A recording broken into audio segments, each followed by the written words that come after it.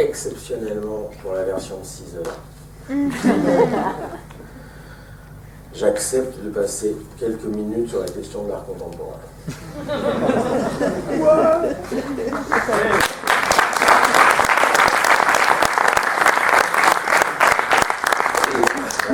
Comme je ne la fais pas souvent, je ne veux pas me tromper dans les citations, donc je les ai imprimées.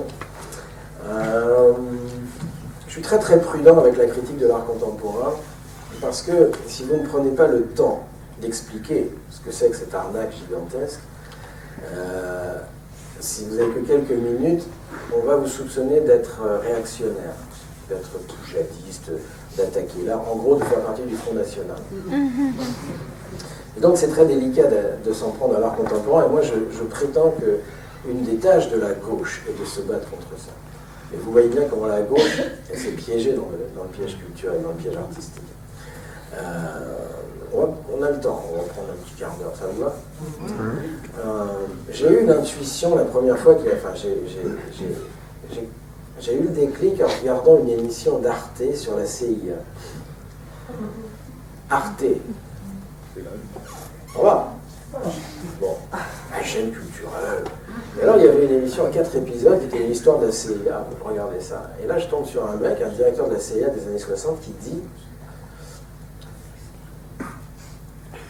l'opération de désinformation la plus réussie de toute l'histoire de la CIA est le financement de l'art contemporain en Europe. Et là, je me suis dit, ok, là, il va falloir que je bosse. Lisez le livre de Florence Saunders, une historienne américaine, c'est sa thèse sur ce truc-là, sur le financement de la culture avec un grand cul. Lisez ce livre, ça s'appelle « Qui mène la danse ?» On trouve encore tout à fait en librairie.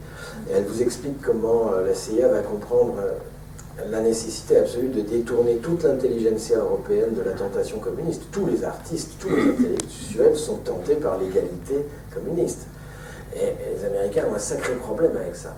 Et donc ils vont encourager des formes d'art qui ne disent plus rien sur rien, qui ne s'enracinent plus dans la société, qui ne parlent plus du monde, qui ne sont plus que des jeux formels, régressifs, cucu, cocon, bébête et rigolo. Et ils vont encourager ça, ils vont financer ça, et ça va marcher.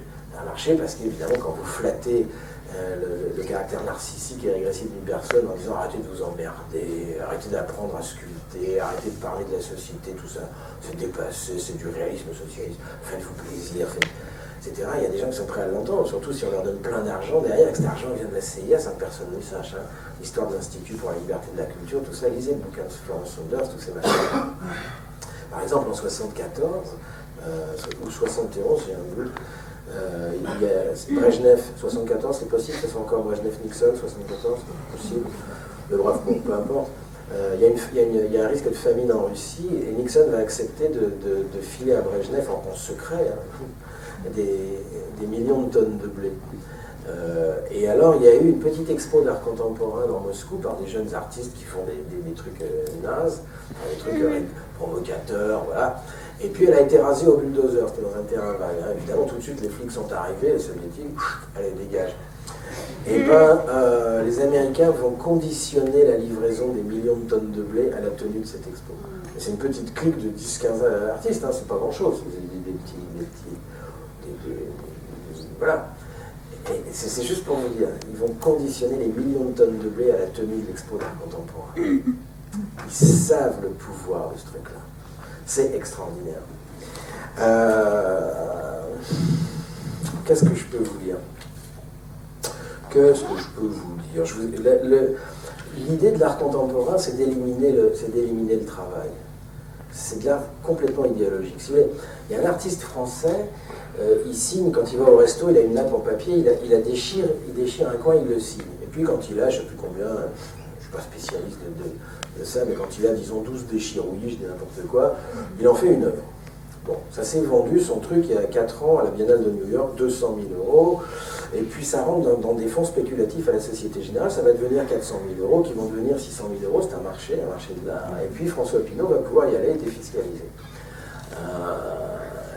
François Pinault et ses potes, les millionnaires. Et ça, c'est le rêve du capitalisme.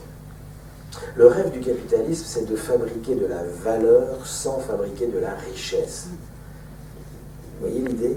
C'est de fabriquer de l'argent en éliminant complètement l'idée même de travail, c'est-à-dire nous. On se passe en nous. Et l'art contemporain réalise ça.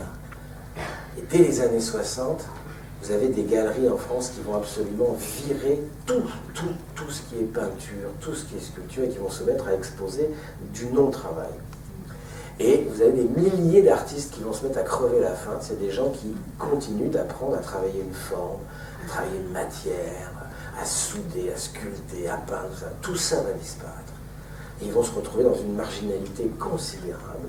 Tous ces gens-là, ce qu'on appelle les artistes de la main. Lisez le livre de Aude de Kéros qui s'appelle L'art caché. Et c'est extrêmement édifiant. Et va se mettre en place cette espèce d'art de marché qui s'appelle l'art contemporain. À partir du geste de Duchamp sur le Noir, les Américains vont comprendre un truc génial. Duchamp est un vrai artiste. Il fait un jour une provocation avec un urinoir, et les Américains ont un flash. Ils se disent, mais bon Dieu, mais c'est bien sûr. Pourquoi attendre le jugement de la postérité? Pourquoi attendre 2 siècles que le public décide qu'une œuvre a de la valeur?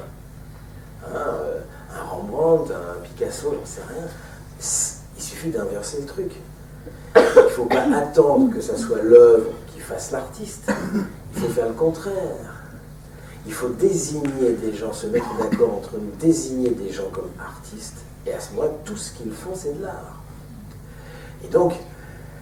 Et c'est de l'art immédiatement.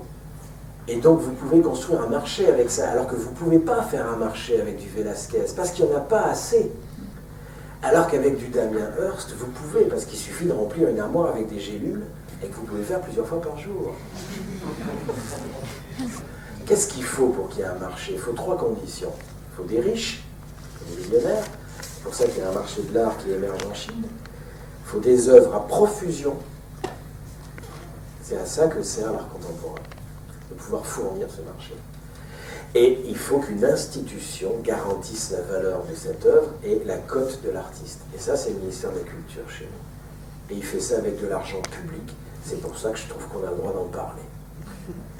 D'accord? Quand le ministère de la Culture achète avec l'argent public à des sommes extravagantes, des âneries, des andouilleries, des gags, cucu, concon, bébête et rigolo, il crée une cote, et par décision du Conseil d'État de 1991, ça c'est dans le livre de Christine Sourja qui s'appelle « Les mirages de l'art contemporain », par décision du Conseil d'État, le prix d'achat des œuvres d'art contemporain par l'État, par le FNAC, est tenu secret. C'est une des seules exceptions dans la République française. Vous ne pouvez pas avoir accès à cette information.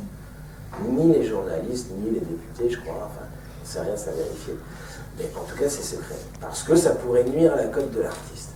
Et donc, vous avez cette triangulation, une institution qui garantit le truc et qui se met d'accord pour dire lui, lui et lui. On va dire que c'est des artistes. À partir de ce moment-là, on peut vendre leur truc à des sommes complètement délirantes et on peut faire un marché de l'art. Moi, ça ne me gêne pas que les riches s'amusent avec des âneries. Je m'en fous. Les riches font ce qu'ils veulent avec leur pognon. Mais là c'est pas avec leur pognon, c'est avec notre pognon qu'ils font ça. Puisqu'il y a le ministère de la Culture derrière. Donc là, il y a un sacré problème. C'est pour ça que ce qu'on appelle l'art contemporain, et ça c'est une sublime arnaque, ça il fallait y penser. Il fallait la trouver, celle-là. C'est génial. L'art contemporain, ça veut dire que c'est aujourd'hui, mais c'est comme ça qu'on fait de l'art. Pas du tout. L'art contemporain n'est pas un art qui suit une évolution de l'art, c'est une rupture idéologique et politique. L'art contemporain, par exemple, prétend, il le dit, prétend expulser la question du beau. Et donc, on vous apprend dans les écoles d'art, ceux qui font médiation culturelle, que la question du beau est dépassée maintenant. L'art ne s'occupe plus du beau. Ah oui, mais il ne suffit pas de le dire pour que ça soit le cas. Vous ne pouvez pas éliminer la question du beau, c'est impossible. Vous pouvez toujours dire... il y a 3 questions qui valent en philosophie. Il n'y en a pas 4, il y en a 3. Qui résument toute la philosophie humaine. Il y a 3 questions. Ça, c'est qu'est-ce qui est beau? Qu'est-ce qui est vrai? Qu'est-ce qui est juste? Qu'est-ce que le beau? Qu'est-ce que le vrai? La question de la vérité. Qu'est-ce que le juste? La question de la justice. Vous pouvez toujours dire que le beau n'existe plus. Cette question est une question universelle. Je ne sais pas si je me fais comprendre. Imaginez un État qui dirait le vrai n'existe plus. Question de la vérité, fini. Ça n'existe pas, la vérité. Ou qui dirait la justice, ça n'existe pas. Il n'y a plus de justice. Vous voyez ce que ça donne? Bien, l'État fait ça. L'État fait ça en disant le beau n'existe plus. Ah oui, c'est que la question du beau, c'est pas parce que Jacques Lang décide que ça n'existe plus que c'est une question qui existera toujours. Et donc c'est un art complètement idéologique dans lequel on inverse le truc et c'est désormais le regardeur qui crée l'œuvre d'art. C'est-à-dire c'est plus l'œuvre d'art qui crée le public, c'est le contraire. C'est-à-dire qu'on met, comme j'ai vu à la FIAC, je suis allé à la FIAC avec Mermet il y a 2 ans, vous avez 30 petites cuillères et c'est à vous de décider ce que vous mettez le sens que vous voulez là-dessus. Il n'y a plus de sens, c'est vous qui le mettez. Moi j'ai mis 30 petites cuillères. Elle va cher. Hein. Elle va cher. Vous avez écouté dans l'émission 3 réacs à la FIAC. On s'est fait plaisir. Hein, à un moment, on arrive dans un stand et moi je repère un petit crochet, 1,50 €, un crochet Castorama, un crochet. Et le nom d'un artiste en dessous. Le petit cadre. Et donc je dis à Mermet, je dis ça c'est une œuvre. Mermet me dit non, pas déconner. Je dis si, c'est une œuvre, tu vas voir. Non, je suis sûr que non. Donc on arrive, on fait un peu les niais. Et donc Mermet il dit au galeriste, donc un jeune gars, tu vois, qui est à fond dedans, qui veut aider les artistes français. Enfin voilà, il essaie de se convaincre. Le rôle d'un critique d'art, c'est de se persuader de ce qu'il raconte. Hein. Bon. Et donc Mermet dit c'est le crochet, c'est parce que vous attendez le tableau, enfin l'œuvre. Et donc le gars, voyant pas le piège, très gentiment dit ah non, c'est l'œuvre. Donc l'autre dit ah bon, c'est l'œuvre. Mais ça vaut combien? Et alors là le gars dit ah mais il faut pas commencer par poser cette question. Pourquoi tout de suite vouloir savoir combien ça vaut? Non, laissez-vous imprégner par le. Donc le mec dit non mais je suis imprégné à mort, mais combien ça vaut? Et donc le gars dit bon, vous voulez savoir combien ça vaut? Ben oui, on vous le demande, oui, bon, ça vaut 15 000 €. D'accord. Et on doit le mettre où? Mais où vous voulez. Ah bon, faut pas que. Enfin, je sais pas, l'artiste va me demander de le mettre dans un certain endroit. Non, pas du tout, vous le mettez où vous voulez. Donc, je peux le mettre dans mes toilettes? Oui, si c'est ça que vous sentez.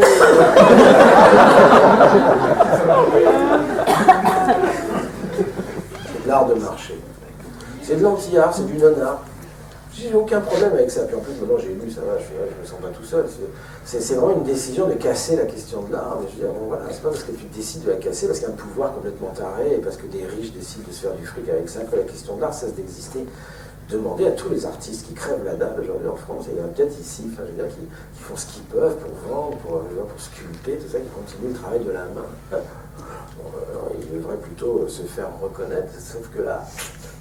Pour que votre crochet vaille 15 000 €, il faut que vous soyez dans un certain nombre de réseaux.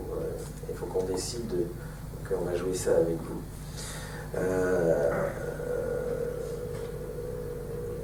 Envoyer promener les normes et les garde-fous. Bref. En fait, il s'agit d'une culture officielle démocratique. Faire pipi par terre, ou fabriquer des idioties comme ça, c'est une culture officielle, comme en Union soviétique, une culture d'État. Sauf que c'est une culture officielle démocratique, c'est-à-dire qu'elle consiste à valoriser en permanence de la liberté d'expression. Une liberté d'expression absolument sans objet. C'est-à-dire une expression qui n'est jamais subversive, qui n'est que transgressive. Vous voyez la différence entre une transgression et une subversion? Une grosse partie de l'œuvre de l'art contemporain, c'est pipi, caca, sperme, pipi, caca et sperme et crachat. Beaucoup de transgressions. Et faire pipi par terre à Avignon, si vous voulez, c'est de la transgression. Ce n'est pas de la subversion. C'est-à-dire que faire pipi par terre, ça ne fait pas peur au MEDEF. Et nous faire passer de la transgression pour de la démocratie, de la liberté d'expression, c'est vraiment nous prendre pour des quiches. Mais ça marche.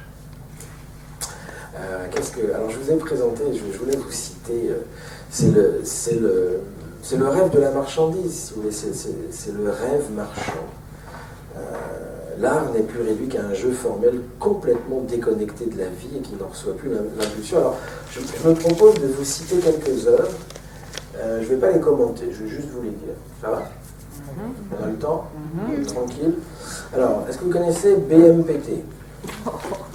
BMPT, c'est 4 personnes, c'est Buren, Mossette, Toroni et Parmentier, hein, qui ont décidé dans les années 60 que l'art, c'était un opium au service de la bourgeoisie. Et donc que l'artiste doit refuser le système et refuser de faire de l'art. D'accord? C'est ça qui fait que c'est un artiste. Vous me suivez? Vous arrivez à suivre? Donc l'artiste, c'est celui qui refuse de faire de l'art. Ça va? Bon. Donc Buren décide qu'il ne fera plus que des rayures verticales. 7 cm et demi. D'accord, donc Parmentier dit « Waouh, trop fort, t'es trop balèze. » Donc moi, je ferai des rayures horizontales. Parmentier ne fait plus que des rayures horizontales.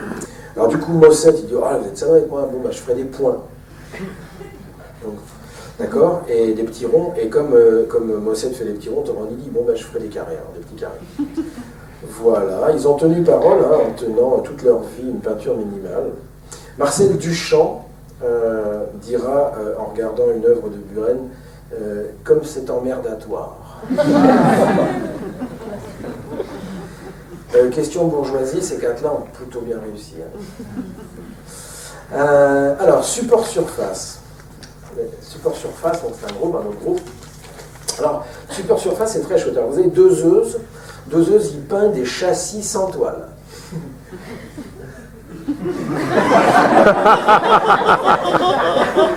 Allez, c'est balèze sur les sports.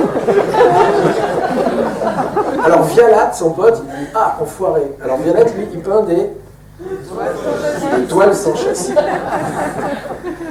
Et Seytour, pardon, comme Laurent qui a fait le châssis, l'autre la toile, il dit « Attends, je vais vous avoir. » Il peint l'image du châssis sur la toile.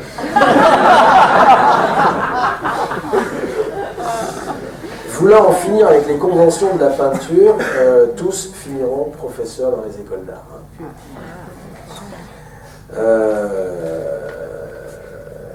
Celle-là, je vais vous la lire parce que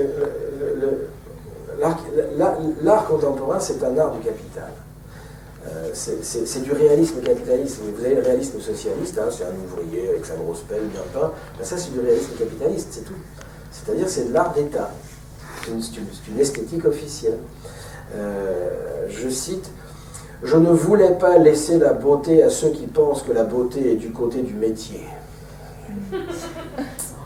Ceux qui prétendent vendre non pas une œuvre mais une idée, dit Christine Chaurzin, devraient planer dans le ciel du pur désintéressement. Or, ils sont loin de cracher sur le matérialisme de la rétribution. »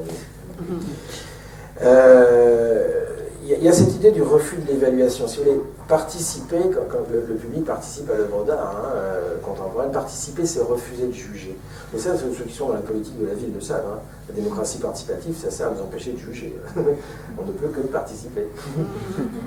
Donc participer, c'est pas dire ça va pas, c'est nul, ce quartier c'est de la merde, et ce que fait le maire c'est n'importe quoi. Non, ça c'est pas participer. C'est donc anti-politique. Hein. Le sens de l'œuvre n'est plus la déduction de sa forme. Alors je cite, on y va. Allez, je vous donne 10 exemples. Alors, vous avez Ankarawa. Vous connaissez? Alors Ankarawa, lui, il dactylographie les années passées, puis les relie en volume, d'accord, depuis 999 000, l'année moins 999 882, ça va? Il les dactylographie. Donc 999 881, 999 830, jusqu'en 997 400 avant Jésus-Christ. Donc il les dactylographie, il tape et puis il les relie en volume, ça va? Et donc c'est parce que c'est un hommage à tous ceux qui sont morts. Alors, c'est dommage qu'il n'ait pas une copine qui soit anthropologue, parce que l'homo sapiens, c'était pas né, il n'y avait pas de mort. Ça arrive beaucoup plus tard, ça arrive à moins 20 000 ou un truc comme ça, tu vois, je veux dire, c'est pas grave. C'est l'hommage à tous ceux qui sont morts. Enfin bref, l'État français, via le FNAC, va acheter 10 volumes de cette œuvre. Le prix est tenu secret. Alors vous avez Klaus Kloski. Alors lui c'est plus marrant, il classe les 1000 premiers nombres par ordre alphabétique.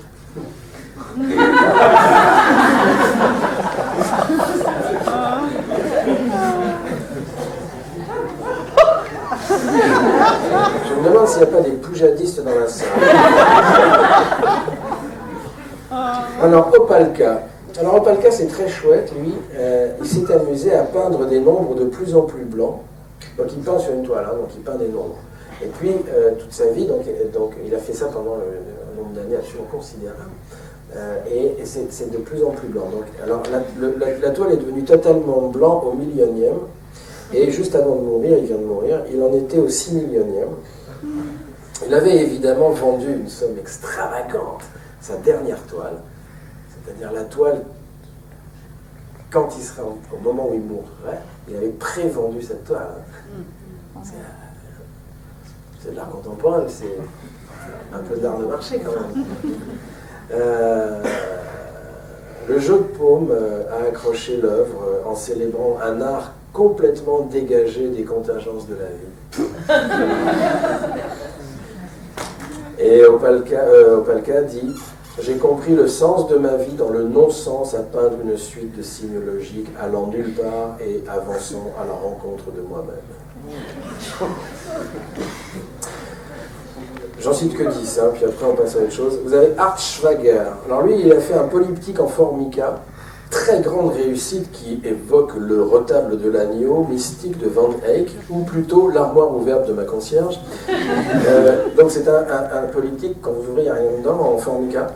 Et la FNAC, le FNAC c'est le Fonds National d'Achat d'Art Contemporain. Le FNAC dit, de pour ouvrir les guillemets, les promesses que suscite la possibilité d'ouvrir une structure fermée sont déçues par ce singulier polyptyque. L'intérieur ne contient rien de plus que l'extérieur et l'ouverture des panneaux n'apportera aucun sens nouveau. La structure du retable se voit mise au service de la répétition du même. Alors on appelle ça du discours délirant. Tout le discours artistique, c'est du discours délirant. On fait ça dans les ateliers de désintoxication à la langue de bois. Hein. On s'amuse maintenant, on demande à des gens de présenter une œuvre et de nous faire un acte de médiation culturelle. Donc voilà, ils mettent une biscotte là-dessus, puis ils nous disent, alors voilà, cette permanence du permanent et de l'impermanent dans un re-questionnement de la verticalité, enfin tu vois, on se marche. Et donc, si vous regardez l'édito, par exemple, d'un spectacle de danse contemporaine, c'est souvent très impressionnant.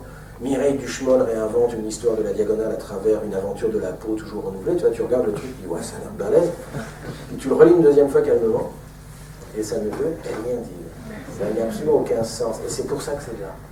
Si ça dit quelque chose, c'est pas de l'art. Vous avez Christian Boltanski, quand il a fait son tas de fringues au Grand Palais, il y a 2 ans, il y a 3 ans, monumental, vous savez, une fois par an au Grand Palais, il y a une œuvre monumentale. Donc Christian Boltanski, il avait fait un tas de fringues, il avait acheté des milliers de fripes aux Emmaüs, il avait fait une grosse montagne de vêtements. Et puis, il y avait des haut-parleurs autour, puis ça faisait boum, boum, des bruits de cœur humains, boum, boum, comme ça. Et puis, il avait demandé à ce que le Grand Palais soit ni chauffé ni éclairé. Ça coûtait 30 € l'entrée, tu te caillais les miches, et donc tu faisais une fois le tour du tas de fringues, puis tu ressortais. Bon. Et ce qui est très intéressant, c'est Audrey, non, c'est pas Audrey Pulvar, c'est comment elle s'appelle, Pascal Clark, je crois, qui fait l'émission le soir sur France Inter.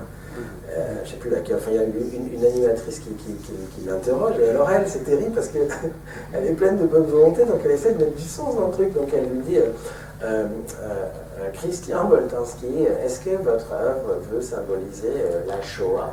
Donc lui répond, non, pas du tout, non. Et elle insiste. Elle dit, pourtant Christian Boltanski, enfin cet tas de vêtements, on pourrait... Et l'autre commence à s'énerver, elle est marrante l'émission. Je lui dis, mais arrêtez de vouloir me faire dire quelque chose, enfin je suis un artiste. Animateur socio-cul dans une MJC, le mec, tu vois. Il ne parle pas de choses, il fait un acte... Non, bref. Alors l'exposition Voilà. Ça, c'était chouette, ça présentait un artiste qui archivait tout et n'importe quoi, mais qui déclare avec aplomb, c'est un système d'érudition inversé. Je ne veux pas imposer mes goûts, alors je présente des non-goûts. Bon, Bon, alors après, vous avez, comme sur la beauté, je vais passer parce qu'il y en a trop. Enfin, Nick Knight, lui, c'est un aquarium géant fourmi des asticots au centre de la chapelle Saint-Charles. Vous avez Lee Bull au MoMA à New York. Lui, il a présenté des poissons en décomposition en train de pourrir avec des perles dessus. C'est joli. Alors vous avez un humour aussi assez marrant dans l'art contemporain. Au jeu de paume, ils ont exposé un camp de concentration en Lego. De Anselm Kiefer, Dieudonné ferait ça, il rentre au direct. Ou Henrik Plaigne Jacobsens, lui, il a fait une chambre à gaz hilarant. Donc, comme c'est de là, il a eu. Ah, Paul McCartney, c'était chouette, vous avez suivi ça, c'était une ville du sud de la France. Il y avait un mannequin pantalon baissé qui était en train de forniquer à un arbre. Et c'était en pleine rue de, je ne sais plus quelle ville c'était, dans le sud. Et donc le maire a interdit le truc. C'était tous les mots qui passaient, qui voyaient un mec en train de baiser un arbre. Et donc le maire, qui est un réactionnaire de droite, manifestement, avait pas aimé. Alors, j'avais fait un bordel, la drague, le ministère de la Culture avait hurlé à la censure, enfin bref, bon. Bon, Wim Delvoye, vous connaissez, c'est la machine à caca. Olivier Blanquart, lui, travaille que avec du sperme d'artiste.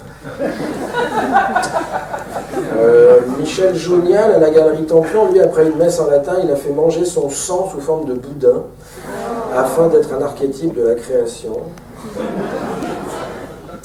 Oui, et Christine Surgeon dit un truc chouette, elle dit la régression n'a rien de neuf dans l'histoire humaine. La nouveauté, c'est son officialisation. C'est sa promotion au statut de normalité par le biais du mot magique culture et d'un appareillage intellectuel légitimateur. L'illusion de tout maîtriser par le concept révèle de l'infantilisme pédant. Vous avez des trucs pas mal aussi, c'est Iota Castro, donc ça, non, c'est pas grave, ça pas pour un Nice. Ah oui, Paraponaris, pardon. C'était drôle ça. Il avait une expo qui s'appelait Tout ce que je vous ai volé. Donc il volait des trucs à des gens dans la rue et il avait fait une expo. Mais ce con, il avait volé un vélo et le mec reconnaît son vélo. Donc le mec prend le vélo et porte plainte contre l'artiste. Et donc, catastrophe, il ne peut pas le reprendre, c'est devenu une œuvre d'art le truc. Donc la drague va monter au créneau en lui interdisant de reprendre son vélo et en disant que c'est honteux de saccager une œuvre d'art. Et le mec il dit mais je veux juste mon vélo, merde. Moi c'était à Marseille. Alors vous avez le body art aussi. Alors Santiago Sierra, lui, il a payé 6 pauvres à la vanne $30 pour avoir une ligne tatouée sur le corps. Bon, ça encore, pourquoi pas.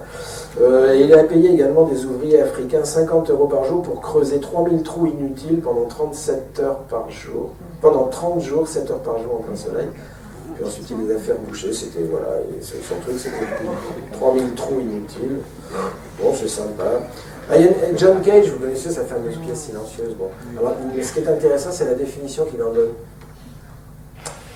Aucun sujet, aucune image, aucun goût, aucune beauté, aucun message, aucun talent, aucune technique, aucune idée, aucune invention, aucune intention, aucun art, aucun sentiment.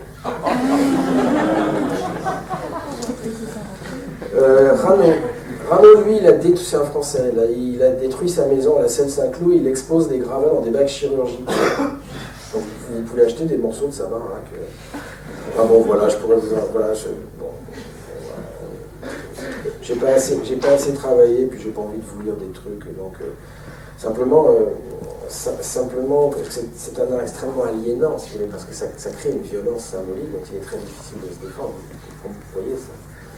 Moi, je pense qu'il n'y a aucun problème à ce qu'à gauche, je ne comprends pas qu'à gauche on défende ça. Ça ne sert qu'à de la défiscalisation, c'est une niche fiscale, c'est une arnaque, enfin, c'est n'importe quoi. La première fois, c'était en 91 qu'une œuvre d'art contemporaine a dépassé une œuvre d'art ancienne, c'était chez Sotheby's, puisqu'un Velasquez s'est vendu 12 millions d'euros et à la même vente, le Damien Hirst s'est vendu 13 millions d'euros. Et c'était une petite armoire, vous savez, vitrée avec pleine de gélules à l'intérieur. Enfin, voilà. Excusez-moi d'avoir été un peu long sur l'art contemporain. Je n'attaque pas l'art, au contraire, enfin, je défends l'art. L'art contemporain, lui, attaque l'art. Il prétend liquider la question de l'art. C'est très grave. C'est complètement totalitaire. Quand vous expulsez le sens, c'est du totalitarisme. Si on ne peut plus juger, penser, travailler les contradictions, c'est mort. C'est très grave. C'est un projet idéologique très inquiétant. Et donc, je reviens en arrière. Malraux veut du marbre.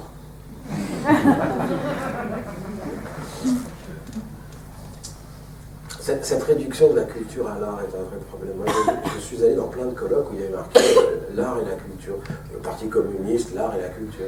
Et en fait, vous n'avez que de l'art. Vous regardez le programme du colloque, c'est que de l'art. Qu'est-ce qu'ils appellent culture? Je me suis fâché avec eux, hein, ils ne me feront plus venir. Hein. Quand ils m'ont donné la parole, j'ai dit écoutez, je regarde sur 3 jours, vous avez marqué l'art et la culture, je vois théâtre, musique, danse, peinture, ça, et c'est quoi la culture? Pour vous, vous dites l'art et la culture, c'est deux choses différentes, c'est quoi la culture? Et juste, je vais vous poser 3 questions. Est-ce que, pour vous, Parti communiste français, est-ce que vous pensez que le baccalauréat, dont la fonction depuis 50 ans est d'empêcher 30% de la population française d'avoir accès aux études supérieures, c'est-à-dire la classe ouvrière, les 30% de pauvres, interdits de culture critique, c'est à ça que sert le bac. Prouver que les pauvres sont génétiquement bêtes. Est-ce que vous, Parti communiste, vous trouvez que c'est un problème culturel? Deuxième question, le management dans l'entreprise, le management par la compétence, hein, que des jeux de langage à la con sur l'excellence, la qualité qui fait que les gens se suicident. Est-ce que vous, Parti communiste, vous trouvez que c'est un problème culturel, ça? Ou est-ce que le problème culturel, c'est seulement le tas de fringues de Boltanski au Grand Palais? Là, il y a un mec qui m'a interrompu, qui a dit c'est scandaleux d'entendre ça, c'est du sarkozysme. Et il dit ça tombe bien, ça me permet de... Un troisième problème, c'est que justement, si critiquer l'art contemporain c'est de droite, eh ben vous êtes foutus. Ça veut dire qu'à gauche, on ne peut plus critiquer la question de la culture. Elle est incritiquable. C'est une religion, donc c'est du sacré.